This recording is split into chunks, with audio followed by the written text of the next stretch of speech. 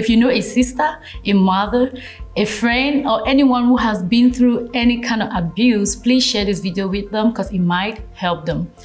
Again, welcome to my YouTube channel. My name is Angel. For those who do not know me, I'm just going to be focusing on sexual abuse because it's something that I have experienced, and well, I'm just going to share my testimony out there to help other parents, to help other people who find themselves in the same situation. So let me give you a short story of what happened. After I was abused as a child, my mom was devastated. She was so worried. She was so scared. She just did not know better. So I am not here to bash my mom or anything like that. She's an amazing mother. But what she did was they transferred me to another school, and the very first day of school, she took me to the teacher and was like, this is what has happened to my child. So guess what? Please do not let her go around any boys. Do not let her, just keep an eye on her. She as a mother was doing that out of love and out of, she believed that she was protecting me. But guess what? It was just like throwing me into the lion's den. Because after that, that same teacher who was supposed to be watching over me, who was supposed to be protecting me and making sure that the same things shouldn't repeat itself or the same thing should not happen, was the same one that made my life miserable. Mind you, I was in primary school, not even secondary school, and I was still dealing with all these things that were happening to me, all the traumas, guys. And this man walks up to me and touching me inappropriately, right? I don't just want to describe a lot of things out here because, of course, we have children, we have families with children, but you get what I'm trying to say. So he was trying to do the same thing that my mother had begged him to help prevent. And that is exactly what I mean. Please, please, please do not tell certain people, because certain people will use it against your children. They will take advantage of your children, especially because they already know that that has happened to them. That was my experience, and it was really, really terrible. It took me to a place where I literally felt at that age like I was useless. I felt like any man could do whatever they wanted to do with me. It was just a very, very terrible feeling. It made my life miserable in that primary school, and I really would not want that to happen to any child out there. I would not wish that on anybody. So please, if you're a parent and you're listening to me, please, please, please, do not tell certain people about things that have happened to your child. You might just be throwing them back into the lion's den. Please, please, please. Again, I am not saying this to say my mom is a bad mom. No, I am just using our experiences in our own family to help other families out there, because some of these things she did them without knowing. She did them ignorantly. So please, please, please, please, I am not in any way trying to bring her down. She's an amazing mom. She loves me so dearly, and I really appreciate everything that she has done and she continues to do for me. I just wanted to make that very clear. Okay, when I was first molested, the abuser was in the house with us, and my mom knew about it. She tried her very best to, I don't know, I was only a child. All I know is that I could hear them I could hear them having these arguments with the abuser, because it was an extended family. The abuser and all these other things going on. I could hear the arguments over and over, days after days. That is all I heard. I don't know what they said. I don't know what happened. But all I know is that the abuser was still in the house, and that is what I could not just understand. As a child, there was just no way I could grasp that. I could not understand it. I didn't know why he was still there. That made me feel very, very helpless as a child, because I was not able to sleep. It was just terrifying. I don't know how to describe it. It's terrifying, and I'll not wish this on anyone. I could barely sleep at night, and I'll stay up at night because I don't know what might happen.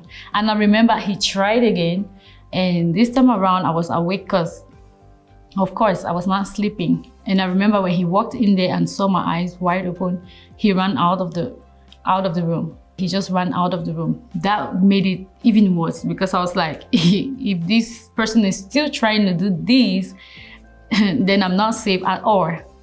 I was scared. I felt like nothing was being done. As a child, I didn't know. I know something was done, but I just felt like, I don't know, I just felt helpless because he was still there and I did not and could not just understand why.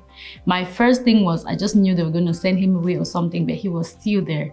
I never really understood the reason. He's of late right now. I don't know what the problem was, but this guy was still there. And guess what happened to me? It kind of like gave me this, I think the enemy took advantage of it and started giving me all these evil thoughts of what I could do to help myself from experiencing the same thing. But I just felt like I wanted to do something to save myself, to help myself. I just didn't want anything to happen to me again. So what am I saying? Please do not put your child in a helpless situation. Do not make them feel helpless overall. The first thing that should happen, now I know better, the first thing that should happen to anyone who have been abused is that they take the abuser away from them. That is the first thing that should happen. As long as the abuser is there, their life is still endangered. I now know better and I'm telling you, please take this advice from me. The very first thing that should happen to anyone who is being abused, be it physical abuse, be it sexual, any kind of abuse, is that the abuser be taken away from that person. Please, please, please do this to your child, do this to your friend, to your loved one, to help them. If not, they will really feel helpless. That was how I felt as a child, and I just wanted to put this point out there to help other people. Do not make the person feel as if they were at fault. Do not make them feel that they deserve it. We all do this sometimes unconsciously, maybe by our actions or the way we respond to people who have been through the situations. So in my case, I'm going to share my experience with my mom. She did not do that deliberately, again, I repeat, but I kind of like felt at some point as if it was my fault because of some things she said unconsciously. So reason number one, why did I feel that way? I had to be checked every time. Like if my mom walks in and see a guy standing very far from me, it doesn't matter where the guy was standing. The next thing is that she was gonna check me. She was gonna be like, okay, come here, take down your underwear to make sure I'm not bleeding.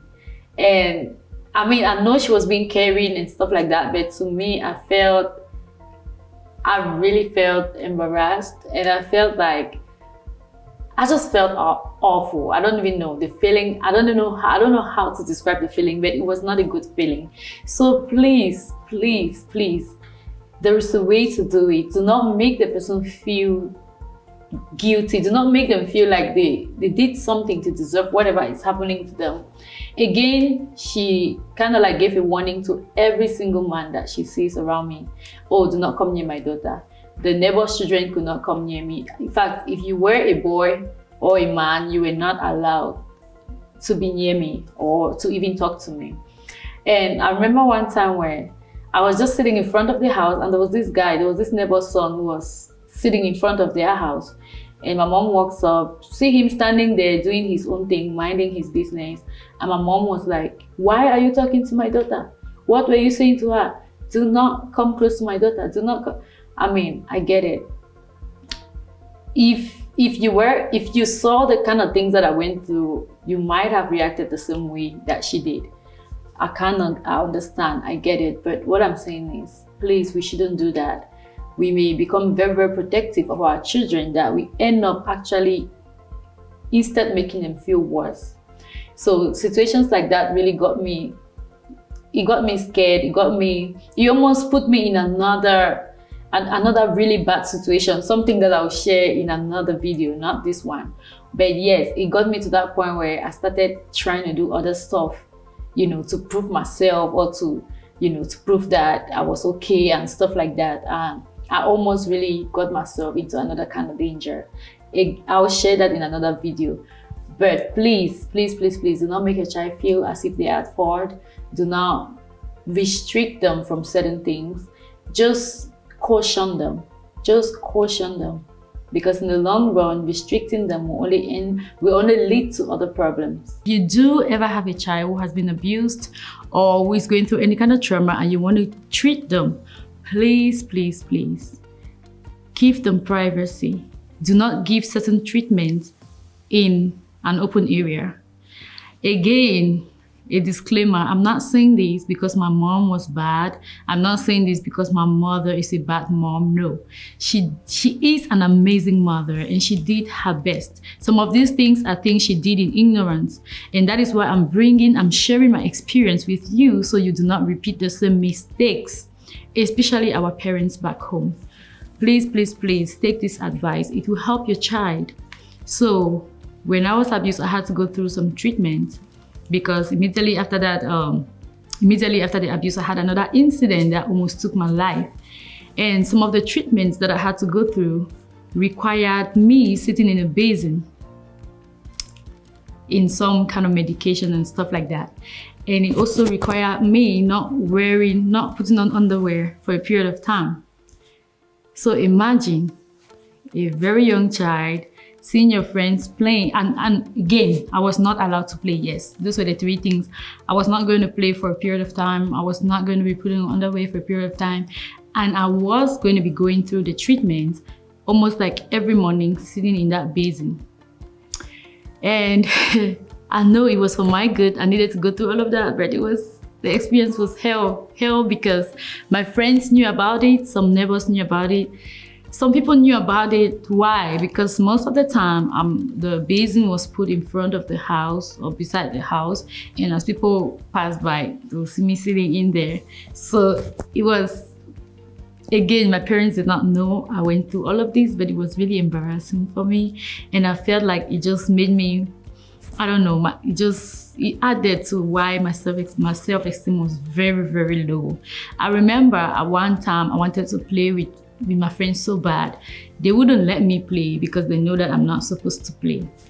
They also knew that I was not wearing underwear. It was just, I cannot even go back to explaining these things, but I would just say the experience was really, really bad. The embarrassment, it was just too much, and I was so ashamed that I needed to do something. So when they were mocking at me and saying I'm not allowed to play, I was like, oh no, I'm allowed to play. I can play. And guess what? I joined them to play, which almost took my life because when I played with them, I had a reoccurrence. And I had to be taken back again to the theater. It was no joke.